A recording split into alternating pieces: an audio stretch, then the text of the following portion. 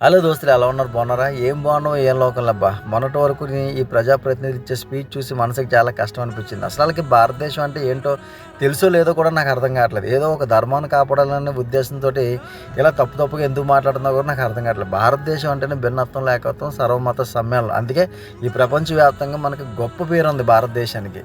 అనేక సంస్కృతులు కలయిక మంది. అలాంటప్పుడు ఇలాగ ఒక ధర్మాన్ని అడ్డుపెట్టుకుని మాట్లాడడం ఎంతవరకు కరెక్ట్? ఇప్పుడు సినిమాల రూపంలో, ఒకప్పుడు అదే చరిత్రలు గొప్పగా మన పాఠ్య పుస్తకాలు ఉన్నాయి. ఇప్పుడు అదే చరిత్రను వక్రీకరించి ప్రజల మధ్యలోకి తీసుకొచ్చి మత విద్వేషాలు రెచ్చగొడుతూ, కుల ఘర్షణలు రెచ్చగొడుతూ వాళ్ళు చలిమంట కాగుతున్నారు. ఇది ఎక్కడ పరిస్థితి నాకైతే అర్థం కావట్లేదు. ఒక విషయం చెప్పిన, గతంలో వచ్చిన బ్రిటిషులు కొన్ని వందల సంవత్సరాలు పరిపాలించిన ఏం పీకలేకపోయారు, మొఘళ్ళు వచ్చినా ఏం పీకలేకపోయారు. కాబట్టి ప్రజలే దీన్ని గ్రహించుకోవాలా. ఎవడు ఇక్కడున్న ధర్మాన్ని కదపలేడు. కొంచెం విశ్వాసం, నమ్మకం అనే దాంట్లో కొంచెం అటు కొంచెం ఇటు ఉండొచ్చేమో తప్ప భారతదేశం ఎప్పటికీ కూడా సర్వమత సమ్మేళనం, భిన్నత్వంలో ఏకత్వం అనే విషయం ప్రజలు మాత్రమే గ్రహించుకోవాలి. ఎందుకంటే కలిసిమెలిసి బతికేది ప్రజలు కాబట్టి.